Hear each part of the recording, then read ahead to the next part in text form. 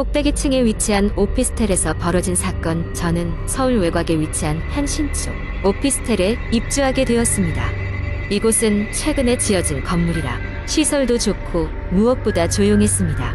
회사와 가까운 거리 덕분에 통근도 편리했고 무엇보다 전망이 좋아 마음에 들었습니다. 하지만 오피스텔에 입주한 지 얼마 지나지 않아서 저는 이해할 수 없는 기이한 사건들을 겪기 시작했습니다. 그날은 평소처럼 회사에서 늦게까지 일을 마치고 집으로 돌아온 날이었습니다. 밤 11시가 넘은 시간이었고 피곤한 몸을 이끌고 엘리베이터를 탔습니다. 저는 15층에 살고 있었기 때문에 꼭대기층까지 타고 올라가기만 하면 되었습니다. 하지만 엘리베이터가 올라가던 중 갑자기 멈췄습니다. 순간적인 정전인가 싶어 당황했지만 곧 엘리베이터 내부 등에 불이 켜졌습니다. 그리고 저는 엘리베이터가 멈춘 층이 8층이라는 것을 알게 되었습니다. 문제가 있나? 등 이상한 기운이 스치면서도 문이 열리자마자 나가려고 했지만 아무도 엘리베이터를 부른 것 같지 않았습니다. 주변은 조용했고 인적이 드문 시간대였기 때문에 누가 있을 리 없다고 생각했습니다.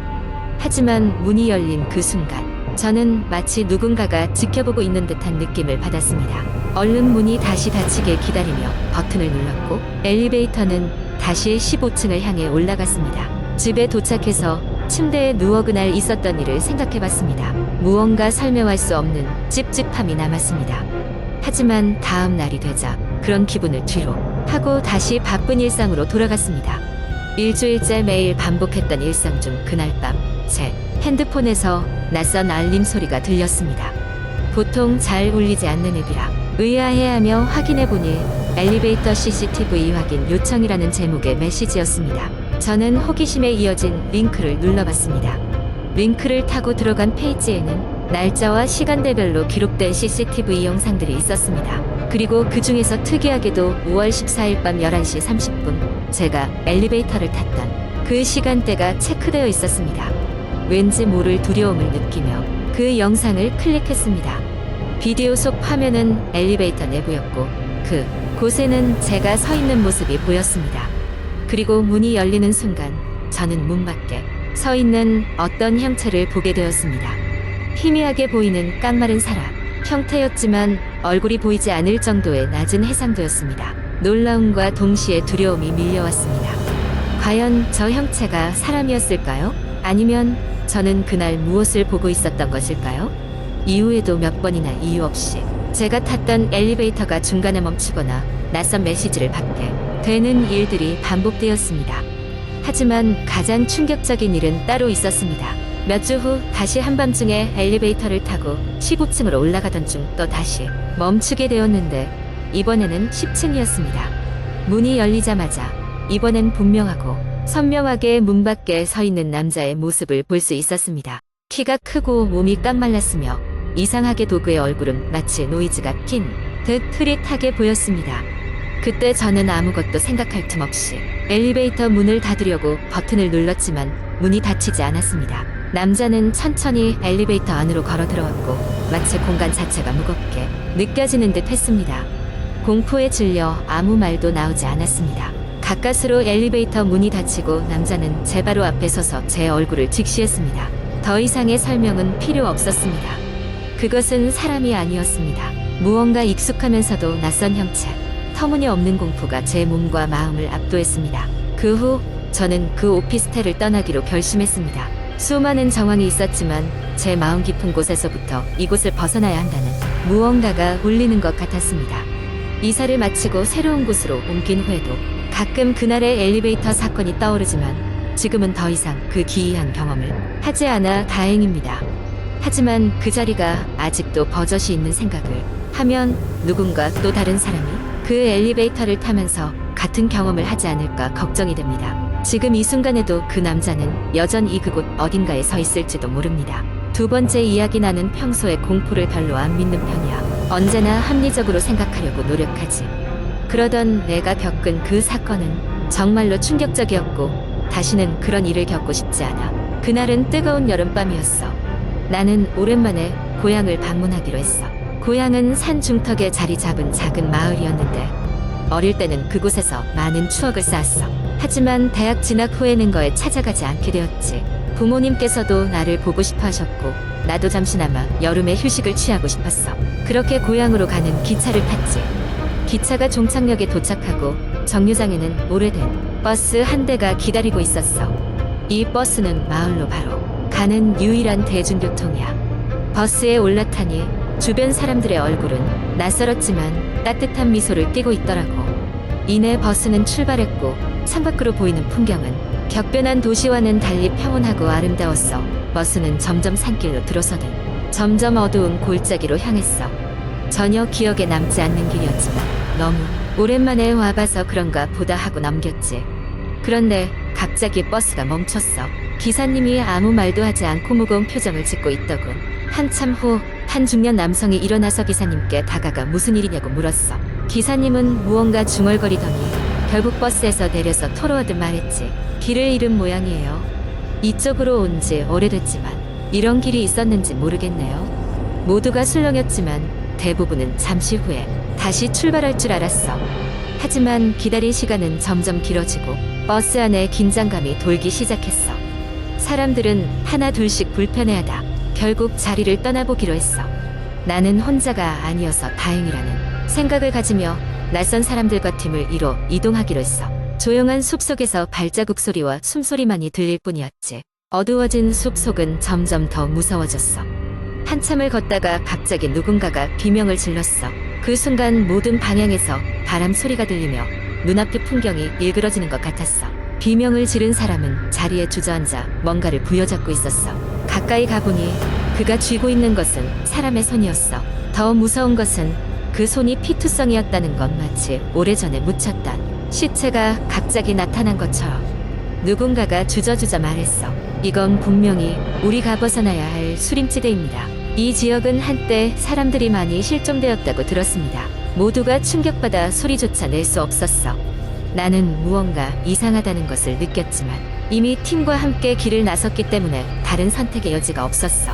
산속 깊은 곳까지 걸어가자 이제는 어떤 이유에서인지 길조차 보이지 않았어. 우리는 방향을 잃었고 공포는 점점 커져만 갔지. 문득 멀리서 희미한 불빛이 보였어. 모두가 그쪽으로 향했지. 가까이 가보니 제대로 된 오두막이 있었어. 이곳이 탈출의 실마리일지도 모른다는 희망에 모두가 오두막으로 향했어. 오두막의 문을 두드렸지만 아무런 응답이 없었어. 결국 문을 밀어보니 열린 채로 있었고 우리는 들어가 볼 수밖에 없었지. 오두막 안은 오랜 세월 동안 방치된 듯한 모습이었어. 습기와 곰팡이 냄새가 진동했지.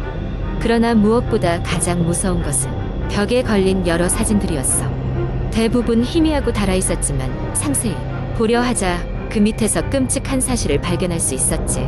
사진 속에는 한 명의 남자 가여로 각도에서 찍혀 있었어. 그리고 그 남자의 얼굴은 바로 옆에 앉아있는 동행의 얼굴과 닮아 있었고 그 옆에 있는 이름도 일치했지. 동행은 그 사진을 보고 공포에 휩싸여 흐느끼며 말했어. 이건 내 아버지입니다. 어릴 때 떠나신 부모님을 찾으러 왔던 건데 사진 속의 아버지는 실종 신고된 후 끝내 찾지 못한 사람이었어. 갑자기 오그에서는 괴이한 소리가 나기 시작했어. 뭐라고 표현할 수 없는 낮고 끈적이는 목소리였지. 다들 소스라치게 놀라며 벽 쪽으로 밀려갔지. 그리고 그때 벽 너머로 누구의 발자국 소리가 들려왔어. 기다릴 수 없다는 무력감을 느껴지면서도 나는 마지막 힘을 짜내 문을 열고 밖으로 달려나갔어. 다른 사람들도 뒤따라오기 시작했어. 우리는 오두막에서 멀어지는 방향으로 달리다가 갑작스럽게 밝혀진 빛과 함께 땅에 주저앉았어. 그렇게 정신을 차리고 보니 우리는 마을 입구 가까이까지 와 있었어. 기절한 상태로 구조된 우리를 찾은 곳은 이 지역의 주민들이었어.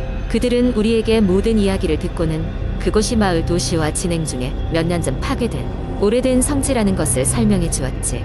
그때까지도 나는 그날 밤 일어난 일들을 믿기 힘들었지만 경험한 공포와 치명적인 실체는 현재까지도 생생해. 떠오르면 한기가 느껴지고 여전히 고향으로 돌아가는 것은 두려워. 아마도 그날 밤 내가 만난 것은 우리가 이해할 수 없는 무언가였을 테지.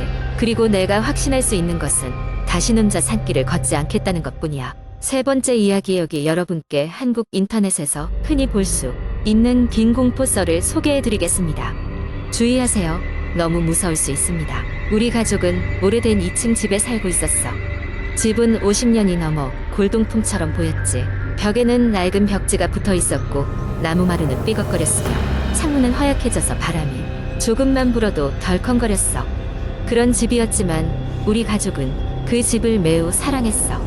무엇보다 우리 할아버지께서 직접 지으신 집이라 애착이 컸거든. 그러던 어느 날부터 이상한 일이 일어나기 시작했어. 밤마다 2층에서 발자국 소리가 들리는 거야. 처음에는 바람 소리일 거라 생각했지만 날이 갈수록 점점 더 명확하고 뚜렷하게 들리기 시작했어. 발자국 소리는 2층 복도를 따라 일정한 간격으로 똑똑똑 거리고 있었어. 내 방은 2층 끝에 있었고 발자국 소리는 항상 내 방 앞에서 멈췄어. 나는 그 소리가 너무 무서워서 매일 밤 이불을 뒤집어 쓰고 잠들었지. 부모님께 말씀드렸지만 새로 이사 온 집에 적응하는 과정이라며 대수롭지 않게 여겼어. 그러던 어느 날 나는 발자국 소리와 함께 이상한 느낌을 받았어. 누군가가 내 방 안으로 들어오는 것 같았어. 이불을 뒤집어 쓴 채 가만히 누워있는데 갑자기 누군가 내 이불 끝을 잡고 살짝 잡아당기는 것 같았어. 나는 숨을 죽이고 그저 버틸 수밖에 없었어. 다음날 아침 너무 무서워서 친구에게 이야기했어. 친구는 촛불을 켜고 한밤중에 기도를 드리면 귀신이 사라진다고 하더라고. 그날 밤 나는 촛불을 켜고 조용히 기도를 드렸어. 그런데 그 순간 발자국 소리가 더 커졌어. 발자국 소리는 점점 커지더니 이젠 확실히 내 방 문 앞에서 멈췄어. 나는 겁에 질려 방문을 바라봤어. 문 아래 틈새로 하얀 무언가가 스르륵 나타났어. 나는 그것이 뭔지 확인할 용기가 나지 않아 눈을 감아버렸어. 그런데 갑자기 바람이 부는 듯 촛불이 꺼지고 방 안이 캄캄해졌어. 이젠 숨조차 쉴 수 없을 정도로 무서웠어. 나는 눈을 꽉 감고 몸을 웅크렸어. 그때 한 차가운 목소리가 들렸어. 왜 여기 있는 거니? 나는 그 목소리에 혼이 나간 듯 아무 말도 할 수 없었어. 눈을 뜨자 눈앞에는 하얀 소복을 입은 여자가 서 있었어. 그녀는 긴 머리를 휘날리며 나를 똑바로 바라보고 있었어. 나는 그냥 혼미해져서 그대로 기절하고 말았어. 아침에 눈을 떴을 때 모든 것이 꿈이었기를 바랐어. 하지만 방바닥에는 이상한 발자국이 가득했어. 그제서야 나는 부모님께 모든 이야기를 털어놓았어. 부모님은 전문가를 불러 집을 정화하기로 했어. 전문가는 우리 집을 보고 깜짝 놀라더라고. 이 집에는 오래된 악령이 살고 있다고 했어. 집의 역사와 관련이 있는 악령이라고 했지. 할아버지가 집을 지을 때 이 땅에 원래 있던 묘지를 파헤치고 집을 지었다는 거야. 그리고 그 묘지의 주인이 바로 그 악령이라고 했어. 정화 의식을 통해 악령은 떠나갔지만 나는 여전히 그날 밤을 잊을 수 없어. 악령이 떠난 집은 이제 다시 평화로워졌지만 나는 가끔씩 발자국 소리가 들리는 듯 말 듯 느껴져. 과연 그 악령은 정말로 떠난 걸까? 아니면 그 여전히 우리 집 어딘가에서 나를 지켜보며 서 있는 걸까? 그 이후로 집에 이상한 소리가 들리면 절대 무시하지 않게 되었어. 악령은 언제든 다시 나타날 수 있으니까 말이야. 여러분도 밤에 집에서 이상한 소리가 들리면 절대 무시하지 마세요. 그것은 어쩌면 당신을 지켜보고 있는 무언가일지도 모르니까요.